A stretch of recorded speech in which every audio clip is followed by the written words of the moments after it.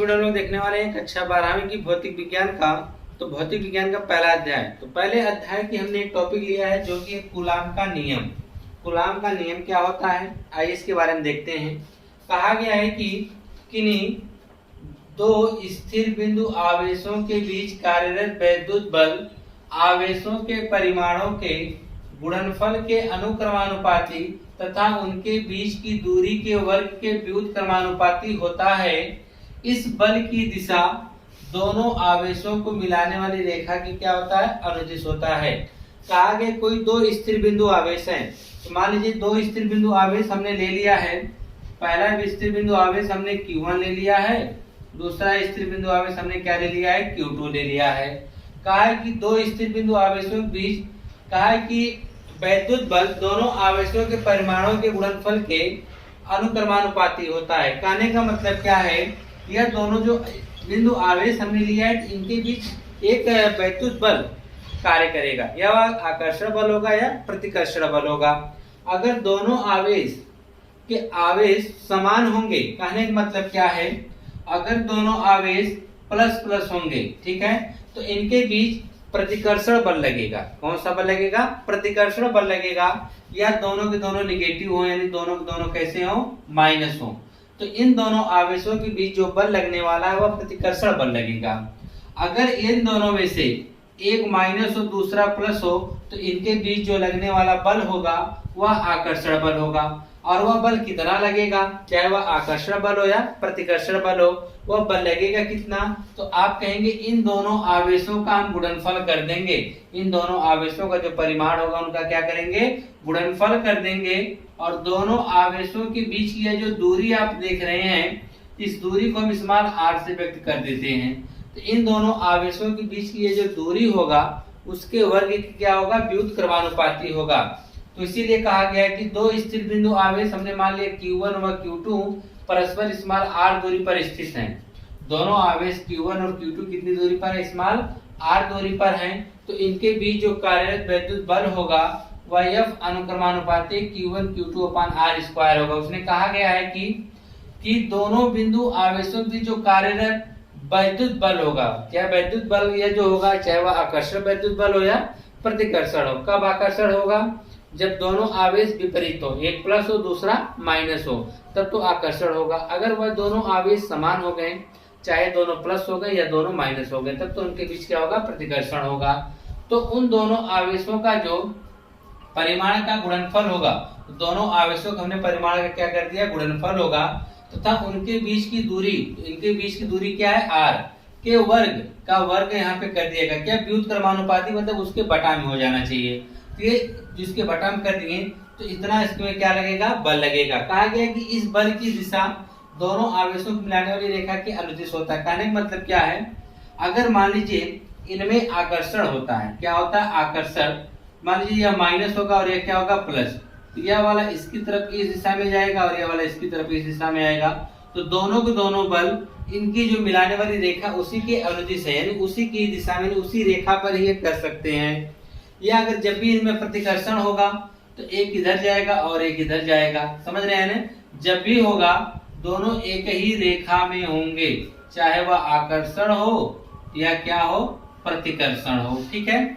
अब कहा गया है कि जब हम अनुक्रमानुपाती चिन्ह हटाते हैं तो एक नियतांक लगाते हैं। ये नियतांक हमने क्या लगा दिया गया, a लगा दिया गया, ठीक है। k को जहां हम लोग कह सकते हैं अनुक्रमानुपाती क्या है, नियतांक है। अब आगे कहा गया, यदि आवेश जो है, या आपका आवेश जो है y में हो या निर्वात में स्थित हो, चाहे इस आवेश को आप y में रखें या निर्वात में रखें, कोई फर्क पड़ने वाला नहीं है, तब प्रयोगों द्वारा k का मान 9 × 10⁹ न्यूटन मीटर स्क्वायर प्रति किलोग्राम स्क्वायर प्राप्त होता है। कितना होगा, तो जो k का मान होगा वह 9 × 10⁹ न्यूटन मीटर स्क्वायर प्रति किलोग्राम स्क्वायर प्रति कूलाम स्क्वायर क्या होगा, प्राप्त होगा। और इस k को हम लिख सकते हैं 1/4πε0। देखिए क्या करेंगे, k का जो मान होगा उसे हम लिख सकते हैं 1/4πε0 भी लिखा जा सकता है। तो जहाँ k है वहां पे हम क्या लिख सकते हैं, 1/4πε0 और गुणे Q1 Q2/r² हो गया, ठीक है। यह जो ε0 है इसे निर्वात की विद्युतशीलता भी कहा जाता है, ठीक है। आइए अब हम देखेंगे कि एप्सिलॉन जीरो का मान और इसकी बीमा क्या होगी। ठीक है, एप्सिलॉन जीरो का जो आंशिक मान आता है वह कितना आता है। ठीक है, तो एप्सिलॉन जीरो का आंशिक मान देखिए, हम जानते हैं कि 1/4 पाई एप्सिलॉन जीरो का जो मान होता है वह 9 × 10⁹ न्यूटन मीटर स्क्वायर प्रति क्या कहते हैं कूलम स्क्वायर होता है। ठीक है, तो हमको एप्सिलॉन जीरो का मान निकालना है, तो हम क्या करेंगे आगे देखिए। अब हम करने वाले क्या हैं कि जिसके बटा हम क्या कर देंगे, 1 कर देंगे। अब इनका हम तिर्यक गुणा कर देते हैं। इनका जब तिर्यक गुणा करेंगे तो ये बटा क्या होगा, खत्म हो जाएगा। इसका इसमें गुणा करेंगे तो यह हो जाएगा 4 पाई एप्सिलॉन जीरो गुणे 9 × 10⁹ बराबर 1 का 1 में करेंगे तो क्या आ जाएगा, 1 आ जाएगा। हमको एप्सिलॉन जीरो का मान चाहिए, बाकी सबको इधर भेज देंगे। तो एप्सिलॉन जीरो का मान चाहिए, इधर इसको हम रोक लेंगे, बाकी सबको उधर भेजेंगे तो सब जाके बटा में हो जाएंगे। यह हो जाएगा 4 पाई गुणे 9 × 10⁹ सब के सब कहाँ जाएंगे, बटा में, क्योंकि सब के सब गुणा तो कहाँ जाएंगे, बटा में। तो हो जाएगा एप्सिलॉन जीरो बराबर 1 बटा, अब हम पाई का मान रख सकते हैं, पाई का मान 22/7 भी रख सकते हैं, 3.14 भी रख सकते हैं। तो यह हो जाएगा पाई का मान 4 × 3.14 गुणे 9 × 10⁹ ठीक है, तो अब हम इसका मान निकालेंगे। तो कैसे निकालेंगे, देखिए कैलकुलेशन से आप लोग नैनरी बहुत आसानी से होगा। 4 का गुणा हम 9 में करेंगे तो 9 चौक के कितना हो जाएगा, 36 × 3.14 गुणे 10⁹ अब हमको 3.14 में 36 का गुणा करना है। किसका गुणा करना है, 36 का।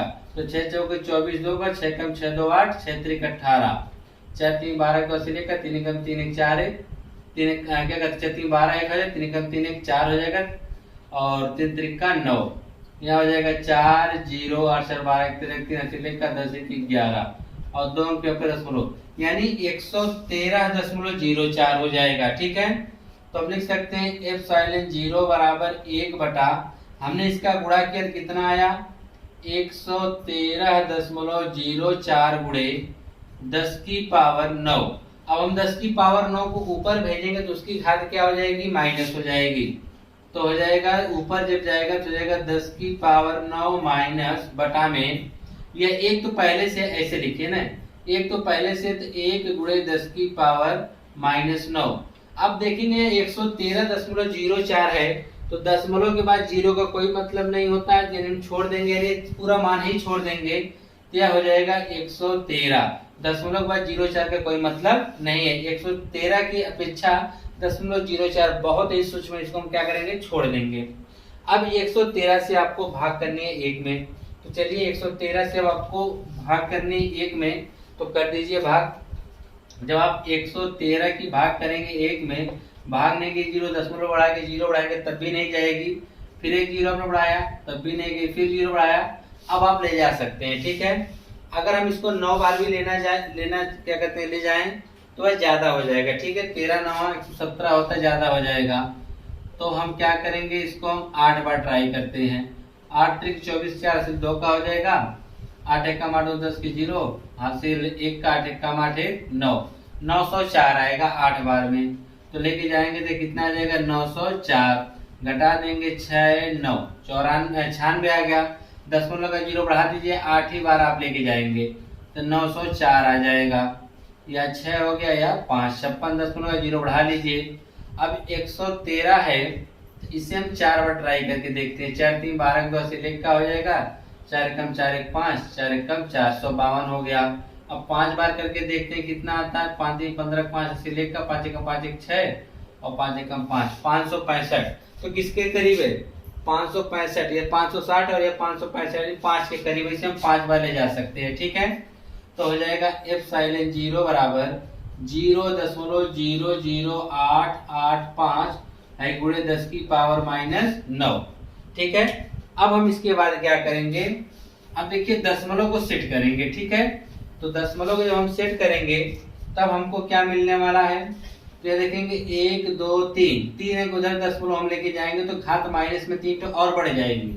तो यह देखिए 1 2 3 यहाँ लाएंगे 0.85 हो जाएगा, तो 8.85 गुणे 3 अंक उधर ले गए, 3 घात और बढ़ जाएगी तो हो जाएगी 10 की घात -12। ये किसका मान आपने निकाला? एप्सिलॉन 0 का मान निकाला है। ठीक है, इसका मान है एप्सिलॉन 0 का। और अगर इसकी मात्रक की हम बात करें तो इसका जो होगा, इसका मात्रक होगा कूलम स्क्वायर प्रति newton metre square, newton metre square होगा। ठीक है, यह था एप्सिलॉन 0 का मान। अब हम इसकी निकालेंगे बीमा। तो आइए इसकी बीमा देखते हैं किस प्रकार से निकालते हैं। एप्सिलॉन 0 की बीमा बहुत जरूरी है, कभी कभी आपसे एग्जाम में पूछा भी जाता है। ठीक है, तो आप जानते हैं कि F बराबर क्या होता है?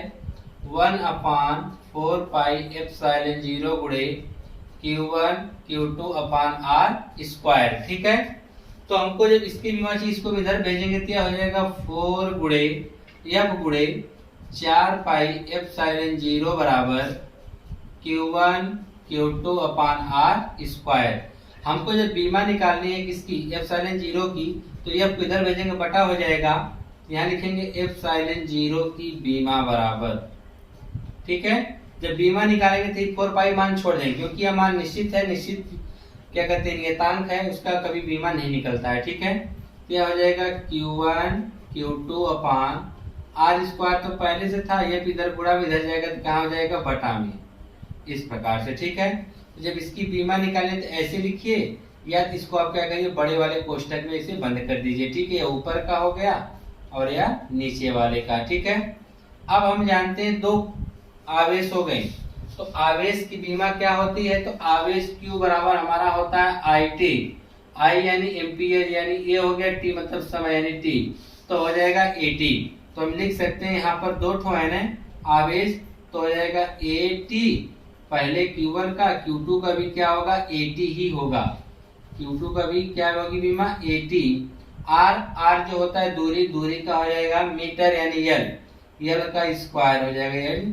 और यहाँ पे यह बल भी है, तो बल का आप जानते हैं L क्या होता है? MLT की पावर -2 होता है। ठीक है, ये किसकी होती है? क्या कहते हैं? बल का। हम निकाल किसका रहे हैं? एप्सिलॉन 0 का, तो यानी एप्सिलॉन 0 की बीमा ऐसे लिख देंगे। ठीक है, अब उसके बाद देखिए आप क्या लिखेंगे, तो हो जाएगा एप्सिलॉन 0 की बीमा बराबर, आप AT 2 बार है जिसे आप लिख सकते हैं A2 और T2 ऐसे लिख सकते हैं। ठीक है, बटा में आप देखेंगे M को हम पहले करेंगे MLT इस फॉर्मेट में लिखेंगे। ठीक है, तो M यहाँ 1 है तो M 1 ही रहने दीजिए। अब उसके बाद L 2 ठो यहाँ है, 1 ठो यहाँ, 3 हो जाएगा, L 3 हो जाएगा। और T यहाँ क्या -2 है, तो T यहाँ पे आपका हो गया -2। अब सबको हम ऊपर लेके चलते हैं। ठीक है, तो एप्सिलॉन 0 की जो बीमा होगी, अब हम लिखेंगे MLTA इस वाले फॉर्मेट के रूप में लिखेंगे। ठीक है, तो M देखिए 1 है, ऊपर जाएगा तो यह हो जाएगा -1। L देखिए यहाँ 3 है और कहीं L नहीं, तो यह ऊपर जाएगा तो क्या हो जाएगा? -3 हो जाएगा। T यहाँ -2 है, ऊपर भी 2 है, तो माइनस वाला ऊपर जाएगा तो प्लस हो जाएगा, तो ऊपर भी 2 ठो है तो 2 2 4 हो जाएंगे। T कितना हो गया? 4, और A कितना है? 2। तो यहाँ पे आ गई बीमा एप्सिलॉन 0 की। ठीक है, तो इस प्रकार से आपने यह देखा कूलॉम का नियम, एप्सिलॉन 0 का मान और एप्सिलॉन 0 की बीमा। ठीक है।